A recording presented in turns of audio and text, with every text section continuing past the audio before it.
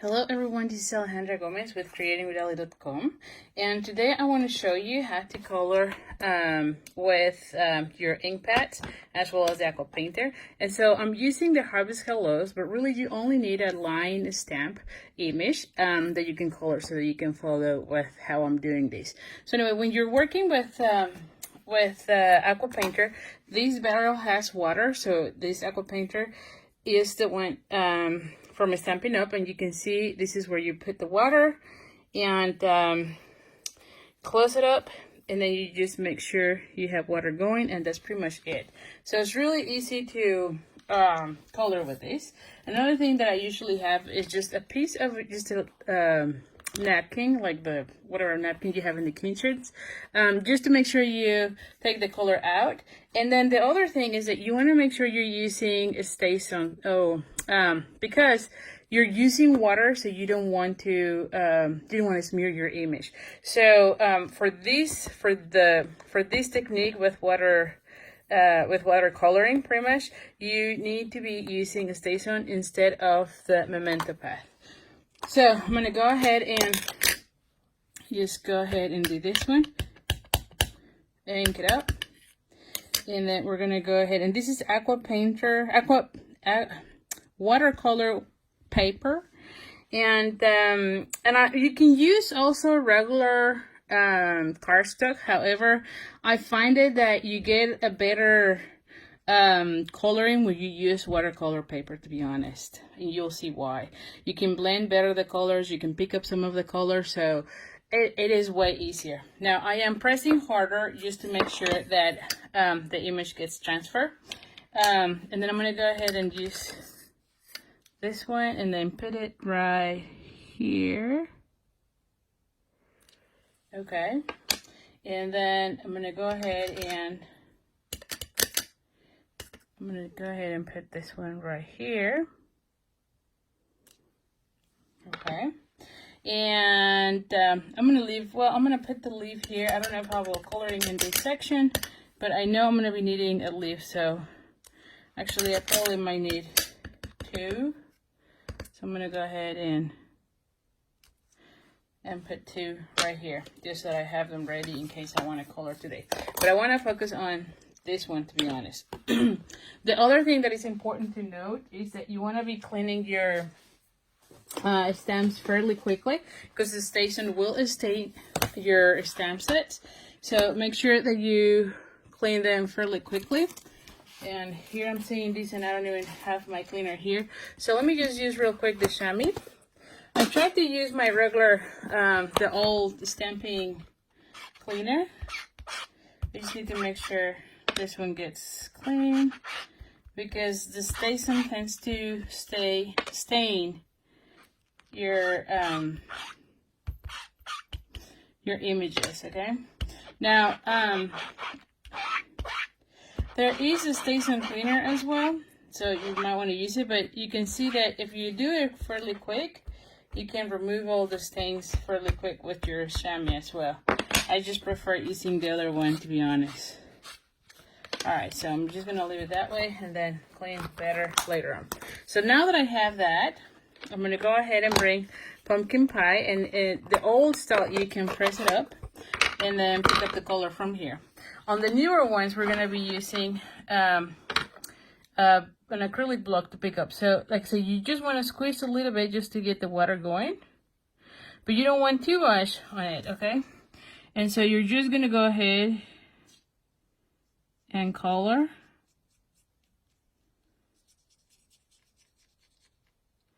And see, what I was telling you is that you can even pick up some of the water, some of the color, like here, how it's going out.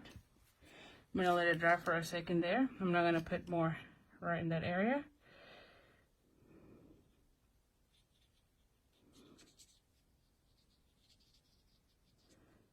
And then I'm going to put this one here.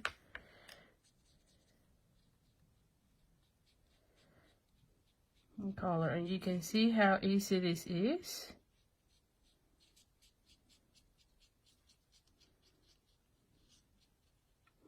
Now, I'm going to be using my heat tool just to speed up the process for drying. So let me hook it up just to make sure that we can go and do another layer.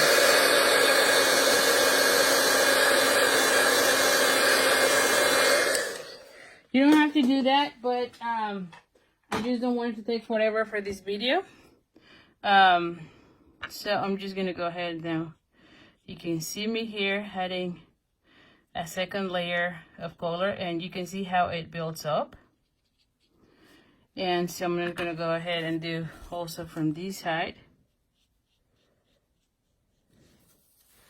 Also, if you press and get more water, then you can layer up the color as well. So the more water that you have on your on the brush tip, the lighter you'll see the color. Okay, so something to have in mind as you're coloring.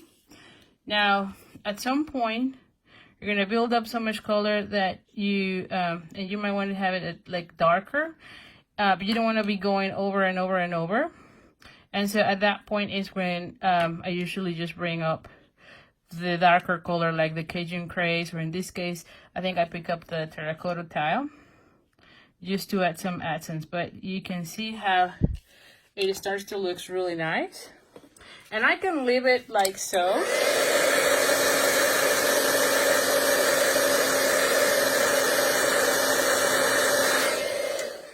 Or I can build up more color here. Now for this one, these are the new ink pads are a little bit harder, to be honest, to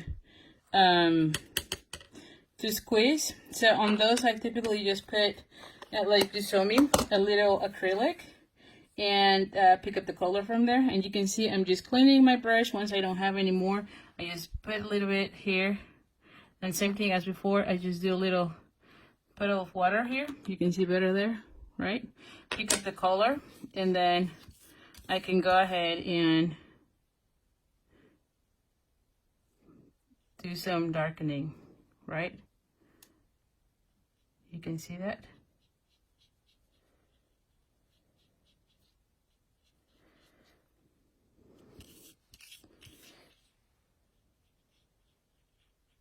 All right, and I love that you can go and kind of blend it, and you go from really dark, and as much water as you do, you can see how this is, it kind of blends by itself. So it has a really cool effect when you're doing this with watercolor.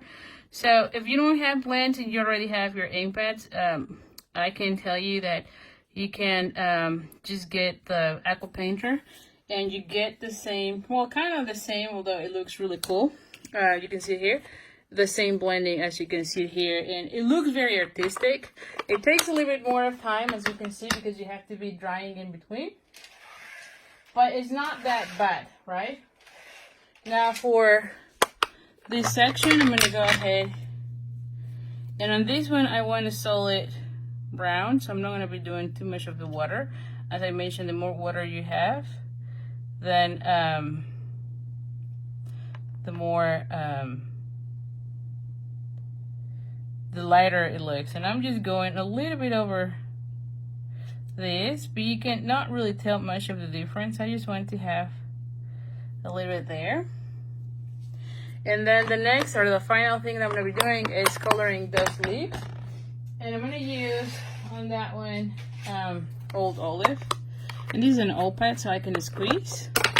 So I can pick up color right there.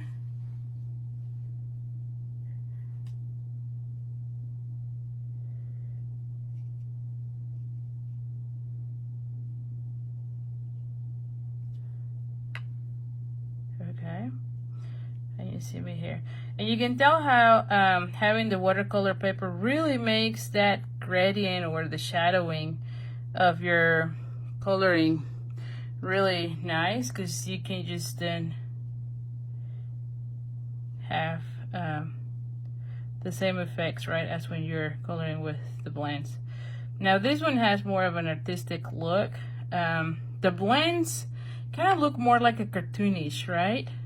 And this one look more like art. So it's a different look, but you still get the blending going really nice. Now for this one, I'm gonna go ahead and see, like, I think I got some of these too much, and this is what I was telling you. You can take your pen and kind of lift it up, right?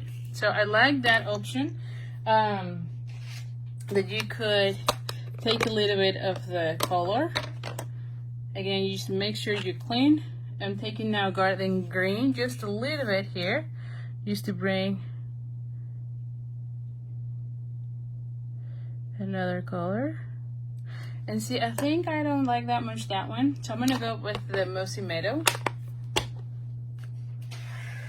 I think that one doesn't go that way. I mean, it doesn't look bad, but not my favorite. So I'm gonna go ahead and take the other part.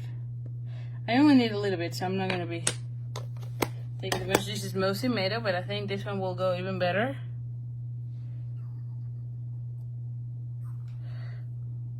Oh yeah, much better. On the same color family, kinda.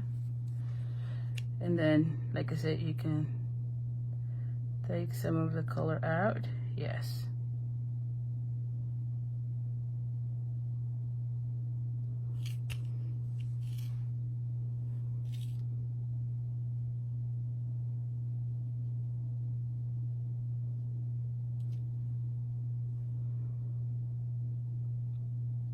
And I don't know if you have been seeing some of these techniques where you can be doing this in a really light color, stamping a light color, and then color it, and then it looks like you color it like that.